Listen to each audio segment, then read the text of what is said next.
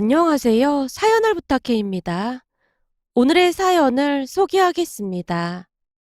어느 날 집에 돌아온 엄마가 잔뜩 성난 표정으로 말을 했어요. 아니, 양심이 없어도 너무 없어. 꼭 비싼 걸로만 가지고 간다니까. 누가 뭘 가져갔단 얘기야? 네 형수 말이야. 진짜 해도 해도 너무하잖니? 오늘도 형수님이 반찬 그냥 가져간 거야? 가져가도 꼭 비싼 걸로만 가져가서 아주 속이 터진다니까. 어디서 데려와도 낯짝이 저렇게 두꺼운 인간을 데리고 왔나 몰라. 그날따라 엄마가 잔뜩 얼굴을 찌푸린 채 형수님 뒷담화를 하고 있었습니다.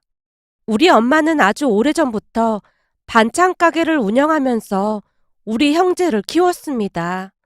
아버지가 일찍 돌아가셨기에 홀로 두 형제를 키워냈어야 했으니 고단한 삶을 살 수밖에 없었습니다. 그나마 다행이었던 것은 우리 형제는 공부만큼은 잘했기에 엄마 얼굴에 웃음이 끊이질 않았어요. 어딜 가나 우리 자랑을 하고 다니느라 바빴으니까요. 그렇게 형과 저는 명문대를 졸업하고 형은 은행에 취업을 했고 저는 알아주는 대기업에 취업을 했습니다. 은행에 취업을 한 형은 얼마 되지 않아 여자친구를 사귀었고 결혼까지 하게 되었습니다. 형수님도 같은 은행 직원으로 둘이 합하면 벌이가 상당하다고 들었어요. 문제는 형수님이 조금 이상하다는 거였는데요. 처음에는 말을 많이 하지 않아 잘 모르고 있었는데 시간이 지나면서 이상한 모습들이 보이기 시작했어요. 그러니까 이걸 좋게 말하자면 알뜰하다고 할 수 있겠고 나쁘게 말하자면 이기적이었다고 해야 할까요? 그 일은 형과 형수님이 결혼 후 엄마 반찬 가게에 놀러 가면서 시작이 되었습니다. 엄마 입장에서는 형수님이 반찬 가게까지 찾아와 준 게 고맙다 보니 갈 때마다 반찬 몇 개를 챙겨준 모양이었어요. 그렇게 올 때마다 몇 번 챙겨줬었는데 나중에는 수시로 찾아와서 몇만 원어치 반찬을 묻지도 않고 검은 봉투에 담아서 그냥 막 들고 가기 일쑤였답니다. 물론 엄마도 처음에는 좋은 마음으로 반찬을 주긴 했다는데요. 시간이 지나면 지날수록 너무나 뻔뻔하게 반찬을 가져가는 모습에 엄마도 짜증을 내기 시작했어요. 언제부터인가는 퇴근 시간만 되면 의뢰 엄마 가게에 들러서 반찬을 들고 갔으니까요. 거기다 그냥 조용히 들고 가면 그나마 괜찮았을 텐데 형수님은 항상 상처가 되는 말을 하곤 했습니다. 어머님, 어제 가져간 갈치조림이 조금 짠 것 같더라고요. 요즘은 짠 음식 싫어하니까 신경 좀 써주세요. 이상하다. 우리 단골 고객들은 다들 맛있다고 하던데. 그건 그냥 듣기 좋으라고 하는 소리예요. 그런 사람들 말 다 믿으면 안 된다니까요. 그리고 장조림에 들어가는 소고기 한우 맞는 거죠? 저 이런 거 엄청 예민하거든요. 그렇게 불만이면 돈 내고 반찬을 사 먹던지 공짜로 먹으면서 무슨 말이 그렇게 많아? 순간 엄마도 욱한 채 형수님에게 잔소리를 했던 모양이었어요. 하지만 형수님이 적반하장이더랍니다. 어머님, 아들 먹는 게 그렇게 아까우신 거예요? 우리 아들은 예전부터 장조림 안 좋아했다. 생선 조린 것도 잘 안 먹었고. 아니, 말이 그렇다는 거죠. 아무튼 너무하세요. 형수님이 입을 삐죽이며 갔다는데요. 그런 소리를 들었다면 대부분은 눈치가 보여서 며칠 있다가 오던지 그랬을 텐데 그 다음날도 형수님이 큰 비닐봉투까지 가지고 와서는 반찬을 가득 담아갔다고 합니다. 그 모습에 엄마가 형에게 전화해서 묻기까지 했어요. 영준아, 내가 궁금해서 그런데 니들 대체 집에서 밥을 얼마나 많이 먹는 거니? 그게 무슨 말이야? 밥을 얼마나 먹다니? 그러니까 그 많은 반찬들을 다 어떻게 하냐 그 말이야. 번천? 무슨 번천? 니 처가 우리 반찬 가게에서 매일같이 반찬을 가져가는데 그걸 니들 둘이 다 먹을 수 있냐고. 내가 알기로는 장모님께도 반찬 가져다 드리는 것 같던데. 뭐? 사돈 양반한테 그걸 왜 가져다 줘? 장모님이 엄마 반찬 맛있다고 엄청 좋아하시거든. 요즘은 집에서 따로 반찬 같은 거 안 해도 된다고 엄청 좋아하시더라고. 장인어른도 엄마 반찬 좋아하고 말이야. 근데 그건 왜 묻는 거야? 나도 상부상조라 좋다고 생각하고 있었는데. 상부상조라니? 그건 또 무슨 말이야? 그렇잖아. 엄마는 반찬 팔아서 좋은 거고, 장모님은 편해져서 좋은 거고, 그러니까 상부상조인 거지. 형이 그저 해맑게 말을 하고 있더랍니다. 그 모습에 형수가 반찬을 공짜로 가져다 먹는다는 말을 엄마가 차마 꺼내지 못했다는데요. 괜시레 말을 꺼냈다가 둘이 다투기라도 할까 싶어 걱정인 듯 해보였습니다. 그날도 형수님이 반찬을 가지고 갔다고 엄마가 있는 대로 형수님 뒷담화를 하다가는 더욱 기가 막힌 이야기도 했어요. 이야, 뭐 이런 게 다 있다니. 왜? 또 무슨 일이 있었어? 내가 기가 막혀서 말이 안 나오네. 엄마가 급할 때마다 도와주는 경실이 있잖니. 경실 이모가 왜? 내가 잠깐 가게를 비울 때면 네 형수가 경실이한테 그렇게나 잔소리를 한다지 뭐니. 형수님이 이모한테 잔소리할 게 뭐가 있어. 혹시 형수님이 경실이 이모랑 엄마랑 친한 사이인 거 모르는 거야? 모르긴 왜 모르겠어. 당연히 알고 있지. 근데 무슨 잔소리를 한다는 거야? 경실이 말로는 그 뭐냐? 그 돈 있는 사람들이 막 함부로 하는 그런 것처럼 막 그런다고 하던데. 그 뭐라고 하던데? 혹시 갑질 말하는 거야? 그래, 그 갑질. 네 형수가 그렇게나 갑질을 한다지 뭐니. 손님이 없으면 청소라도 해야지. 왜 앉아서 놀고 있냐고 하질 않나? 저번에는 하도 어이가 없어서 경실이가 반찬값 계산하고 가라고 했던 모양인데 네 형수가 잡아먹을 듯 노려보면서 그러더란다. 내가 이 집 맏며느리인데 감히 저한테 뭐라고 한 거예요? 아르바이트면 아르바이트답게 행동하세요. 어디서 종업원이 주인한테 그런 식으로 말을 해요? 한 번만 더 그러면 우리 어머님한테 자르라고 할 테니까 그런 줄 아세요. 라면서 몰아붙이기까지 했다지 뭐니. 이게 갑질이 아니고 뭐겠어. 말도 안 돼. 형수님이 진짜 그랬단 말이야? 그럼 경실이가 나한테 없는 말을 지어냈겠어? 경실이랑 나랑은 산전수전 공주전까지 다 겪은 사이야. 다른 사람도 아니고 경실이가 나한테 거짓말을 할 리가 없지. 그건 엄마 말이 맞긴 하지. 경실이 이모가 우리한테는 친이모 이상이잖아. 예전에 엄마 돈 버느라 한참 바쁠 때 우리 밥도 다 챙겨주고 책도 사주고 그랬잖아. 다른 사람도 아니고 경실이 이모한테 그러면 안 되는 거지. 내 말이 그 말이야. 경실이랑 나랑은 친자매보다 더 가까운 사이야. 그럼 경실이가 나한테 설마 거짓말을 했겠냐 그 말이야. 엄마, 그런 정도면 형한테도 말해야 하는 거 아니야? 엄마 말 들어보면 형수님이 가져가는 반찬값이 어마어마한 것 같던데. 말도 마. 올 때마다 5만 원 넘게 가져간다니까. 그것도 제일 잘 나가는 걸로만 골라가서 다른 손님들한테 팔 반찬이 부족할 지경이라니까. 그니까 말을 해야지. 이건 해도 해도 너무하잖아. 근데 괜시리 이것 때문에 싸움 날까봐 걱정돼서 그렇지. 너도 네 형 성격 잘 알잖아. 내 말 듣자마자 한바탕 난리가 날 텐데 그냥 내가 참고 말지. 참 사람 보는 눈도 없어. 어쩜 데리고 와도 저런 걸 데리고 올 수가 있어.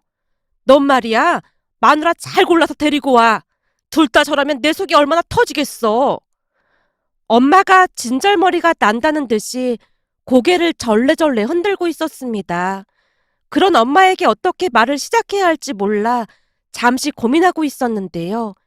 제 표정을 살피던 엄마가 급히 물었어요. 너 혹시 만나는 사람 있는 거야? 그게 말이야. 그렇지 않아도 엄마한테 소개할까 했거든? 근데 왜 그렇게 눈치를 봐? 너 혹시 네 형처럼 이상한 여자 만나고 있는 거 아니야? 엄마, 무슨 말을 그렇게 해. 이상한 여자라니. 근데 왜 이렇게 뜸을 들여? 너 똑바로 들어. 난 며느리 둘 다 저 상태면 진짜 못 산다. 그러니까 정신 똑바로 챙겨. 엄마가 다시 압박하고 있었기에 제가 미처 말을 꺼내지 못한 채 눈치만 보고 있었는데요. 엄마가 다그치며 다시 물었어요. 얘가 이상하네. 너 뭐 숨기는 거라도 있는 거야? 대체 어떤 여자인데 그래? 다시 한번 말하지만 난 학벌이나 직업 그런 거 하나도 상관없어. 다만 네 형수처럼 저 상태만 아니면 아무 상관도 없어. 근데 뭐 하는 여자야? 저기 그게 우리 회사 선배가 소개해줬거든? 회사 선배? 그럼 같은 회사 직원인 거야? 아니, 그런 건 아니고, 제가 미처 말을 잇지 못한 채 다시 눈치를 보고 있었는데요. 엄마가 지레 겁을 먹고는 다시 물었어요. 오늘따라 얘가 왜 이래? 그래서 직업이 뭔데 그래? 엄마, 놀라지 말고 들어. 사실은 직업이 경찰이야. 뭐? 경찰? 엄마가 놀란 채 입을 다물지 못하고 있었습니다. 그 모습에 제가 급히 말을 이어갔어요. 오, 경찰대학 나왔어. 뭐? 경찰대학? 그럼 공부 엄청 잘한 거 아니야? 그렇지. 경찰대학도 공부 엄청 잘해야 가는 곳이니까. 아이고, 두야. 순간 엄마가 손으로 머리를 짚더니 미간을 잔뜩 찌푸렸어요. 엄마, 왜 그래? 직업이 경찰인 게 마음에 안 들어서 그런 거야? 공부 엄청 잘했다면서. 네 형수한테 대일 대로 대어서 인제 똑똑한 며느리는 지긋지긋해. 머리가 똑똑한 것들은 아주 이상한 구석이 있거든. 엄마, 다 그런 건 아니야. 형수님이 좀 별난 거지. 그리고 직업이 도둑 잡는 경찰인데 설마 반찬을 그냥 막 가지고 가고 그러겠어? 우리 다인이는 절대 안 그래. 정의감으로 똘똘 뭉친 사람이거든. 제 말에 엄마의 얼굴이 일순간 밝아져 있었는데요. 엄마가 기쁜 목소리로 말을 했어요. 그렇긴 하네. 설마 명색이 경찰인데 계산도 안 하고 그냥 막 가지고 가진 않겠지. 만약 둘째 며느리마저 그러면 그냥 이참에 가게 접을 참이니까 그런 줄 알아. 걱정하지 말라니까. 우리 다인이는 절대 안 그런다니까. 우리 다인이가 어떤 사람인 줄 알아? 내 얘기 들으면 엄마 완전 깜짝 놀랄걸? 무슨 얘긴데 그래? 라며 엄마가 묻고 있었기에 예비 형님한테 들었던 이야기를 하기 시작했습니다. 여자친구의 오빠, 그러니까 예비 형님이 말하기를 여자친구는 불의를 보면 절대 참고 넘기는 그런 성격이 아니라고 했어요. 그래서 저를 만나기 전까지 남자친구를 사귀어 본 적이 단 한 번도 없었다는데요. 성격상 잘못된 것은 꼭 짚고 넘어가야만 하는 그런 성격이라고 했으니까요. 어찌 보면 참 좋은 성격이었지만 또 다른 관점에서 본다면 피곤한 성격이 아닐 수 없었어요.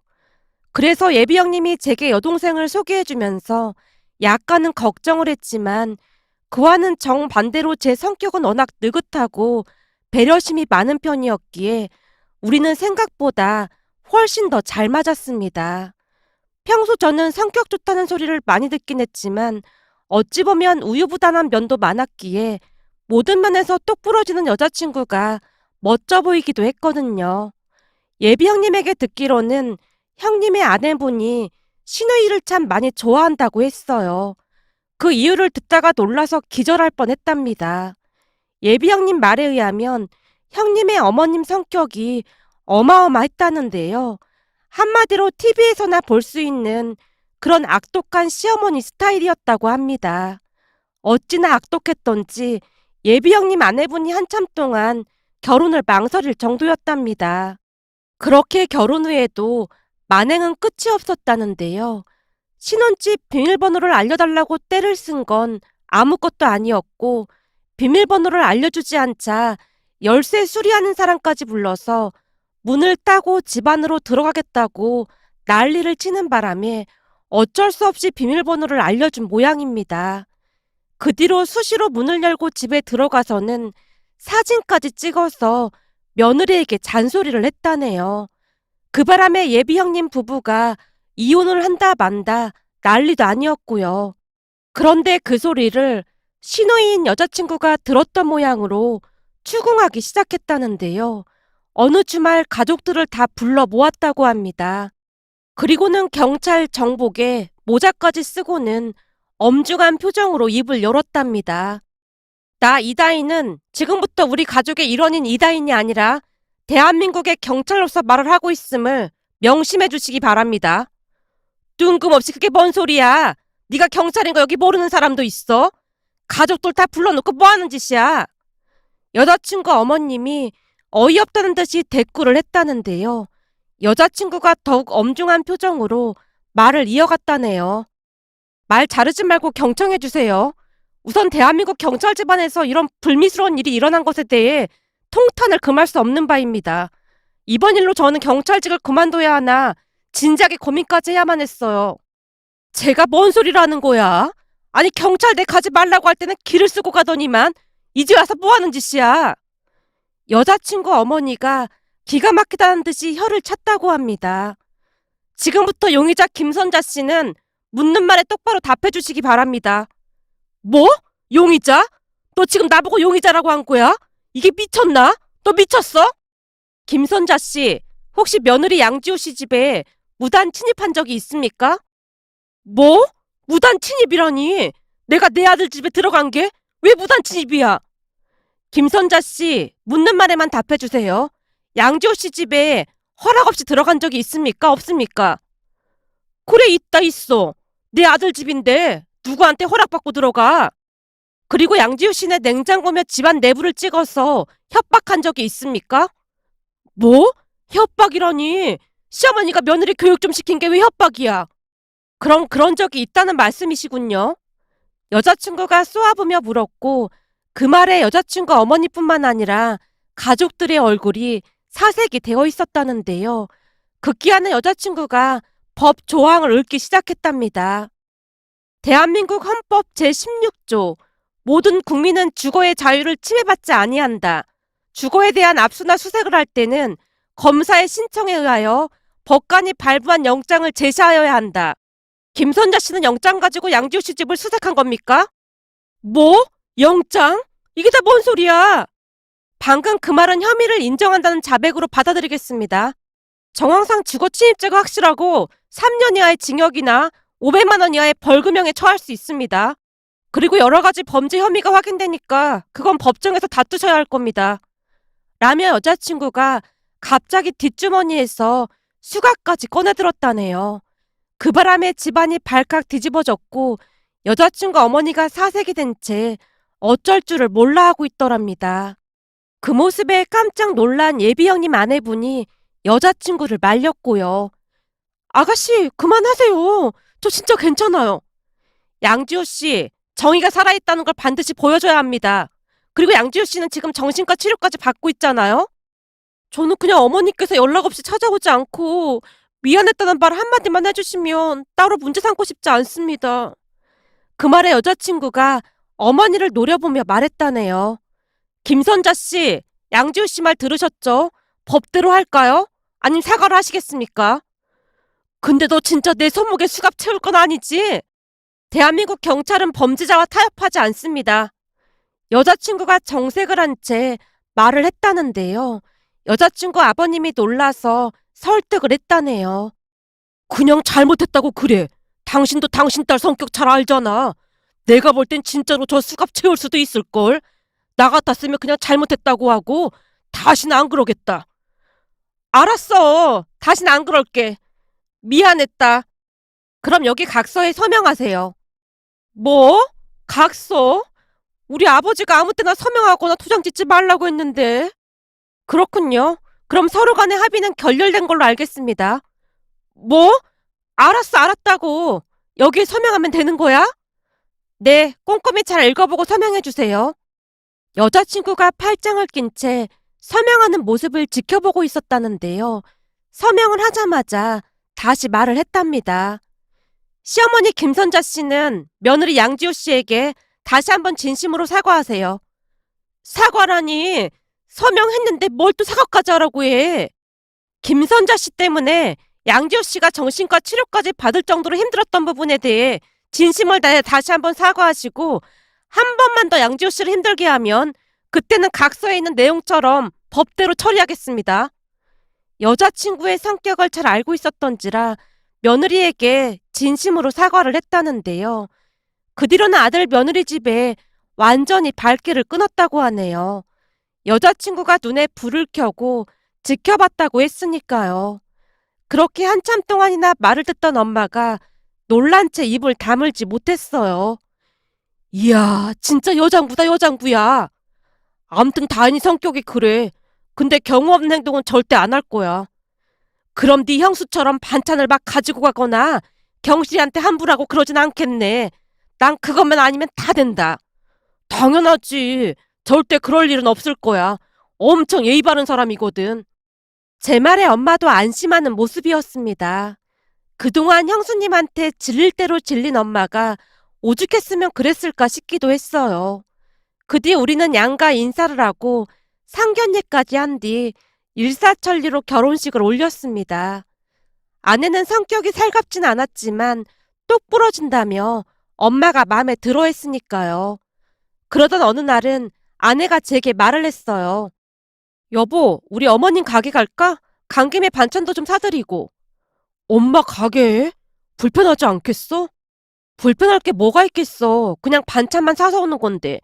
어머님 음식 솜씨 알아주잖아. 근데 며느리가 가게에 오는 거 엄마가 별로 안 좋아할 텐데. 제가 아내 눈치를 보면서 말을 꺼냈고 아내가 궁금한 듯 물었어요. 왜? 원래 며느리가 시어머님 자주 찾아뵈면 좋아하지 않나? 그렇긴 한데 우리 형수님 때문에 그래. 형님 때문이라니? 어머님이랑 형님 사이가 안 좋은 거야? 난 잘 모르겠던데. 아내의 물음에 제가 그동안 있었던 일에 대해 말을 했고 아내가 놀란 눈으로 제게 다시 물었어요. 형님이 반찬을 그냥 막 가져간단 말이야? 그것도 제일 비싼 걸로만 가져간다는데 가져가는 양도 어마어마한가 보더라고. 매일 찾아와서 거진 5만 원도 넘게 가져간다고 하더라고. 한마디로 그냥 막 쓸어 담아간다나 봐. 진짜? 그건 말도 안 되는 거지. 내 말이 그 말이야. 처음에는 엄마도 기분 좋게 줬었는데 지금은 말도 안 하고 그냥 막 가져가니까 엄청 얄미운 모양이더라고. 그리고 그걸 형수님 친정에까지 가져다 준다나 봐. 거기다 엄마 친구인 경실이 이모가 가게 일 도와주고 계신데 경실이 이모한테 갑질도 하고 난리도 아닌가 봐. 말도 안 돼. 형님 그렇게 안 봤는데 진짜 실망스럽네. 라며 아내가 정색을 한 채 말하고 있었는데요. 그 뒤 어떤 일이 일어날 줄 상상도 못하고 있었습니다. 그렇게 며칠이나 지났을까요? 어느 날 엄마에게 전화가 걸려와서 전화를 받았는데요. 엄마가 기가 막힌 말을 하는 게 아니겠어요? 너 어디야? 나 퇴근하고 집에서 쉬고 있지. 그럼 빨리 가게로 좀 와봐. 왜? 무슨 일 있는 거야? 나 피곤해서 쉬고 싶은데. 네가 지금 그런 말을 할 때가 아니야. 지금 네 처가 가게에 왔는데 가게가 발칵 뒤집어졌어. 뭐? 우리 집사람이 거기 갔다고? 암튼 통화 오래 못하니까 얼른 와봐. 라며 엄마가 전화를 끊었습니다. 전화를 끊자마자 제가 가게로 뛰어가다시피 했는데요. 가게로 들어가서 이야기를 듣다가는 놀라서 기절할 뻔했답니다. 가게 안쪽에서 형수님이 수갑을 차고는 펑펑 눈물을 흘리고 있었거든요. 그 바람에 제가 경기를 한 채 엄마를 바라보고 있었는데 엄마가 자초지종을 설명하기 시작했습니다. 엄마 말에 의하면 그날도 역시나 형수님이 가게에 들어와서 반찬을 막 쓸어 담기 시작했다는데요.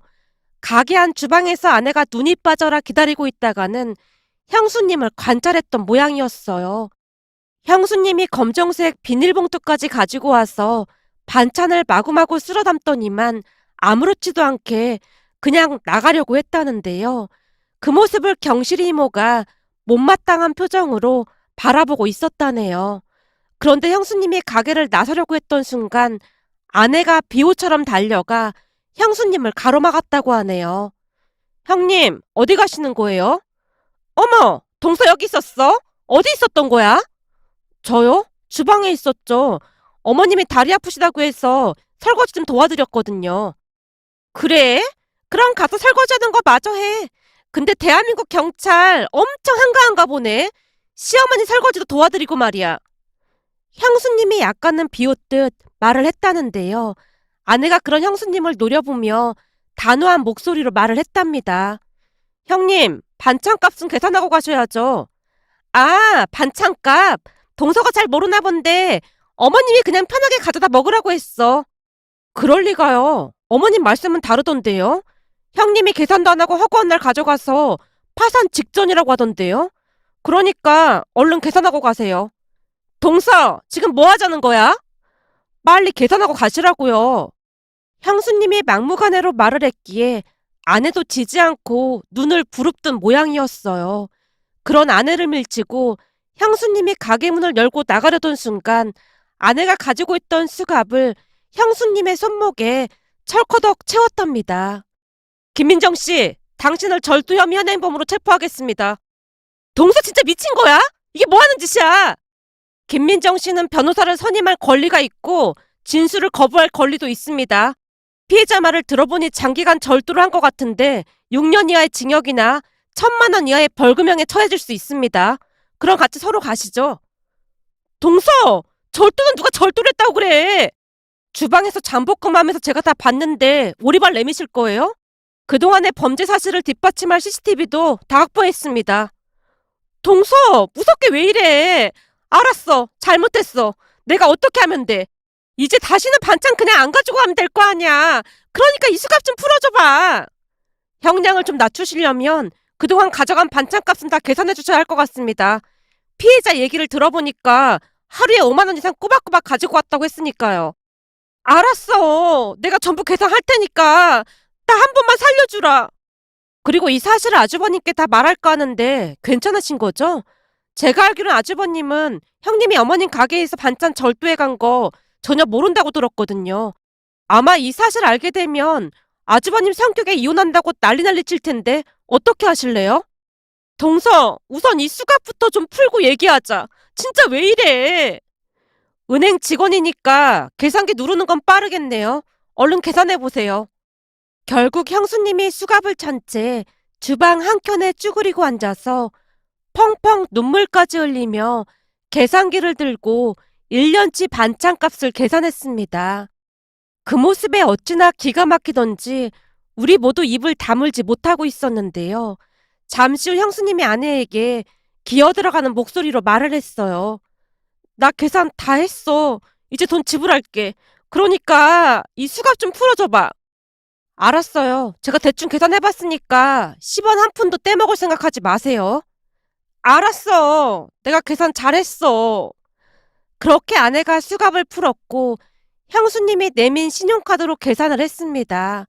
그 뒤 형수님이 울면서 밖으로 뛰쳐나가 버렸고요. 그 모습에 경실 이모가 속이 후련하다는 듯이 말을 했어요. 이야, 10년 묵은 채증이 다 내려갔네. 대박이다, 대박이야. 이 집 둘째 며느리 최고다, 최고야. 밀린 외상값 다 받았으니까 우리 오늘 회식해도 되겠다. 라며 큰 소리로 웃고 있었는데요. 아내가 아무렇지도 않게 말을 했습니다. 어머님, 주방 설거지는 제가 다 했어요. 그리고 앞으로 혹시나 형님이 또 반찬 그냥 가져가면 꼭 말씀해 주세요. 설거지는 뭐하러 했어? 내가 하면 되는데. 형님 기다리는데 딱히 할 일이 없어서 했어요. 그리고 저 보건증도 발급받았으니까 아무 걱정하지 마세요. 뭐? 보건증까지 발급받았어? 그럼요. 시어머님이 음식점 하시는데 혹시 급한 일 있으면 도와야 하니까 당연히 발급받아놨죠. 그 말에 엄마가 기특하다는 눈빛으로 아내를 바라보고 있었어요. 그 뒤 형수님은 두 번 다시 가게에 나타나지 않았고 본가에 오는 날에도 슬금슬금 아내를 피하기 바빴는데요.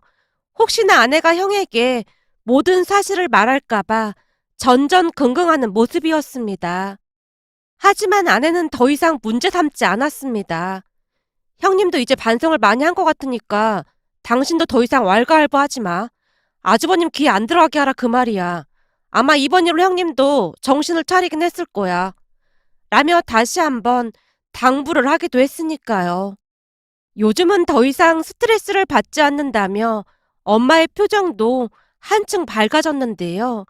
시간이 날 때마다 가게에 가서 아내가 엄마를 많이 도와드리고 있답니다. 그 모습을 보며 예전 일이 떠올라 이렇게 글 남겨봅니다. 오늘의 사연은 여기까지였습니다. 즐겁게 보셨다면 구독, 좋아요 부탁드립니다. 고맙습니다.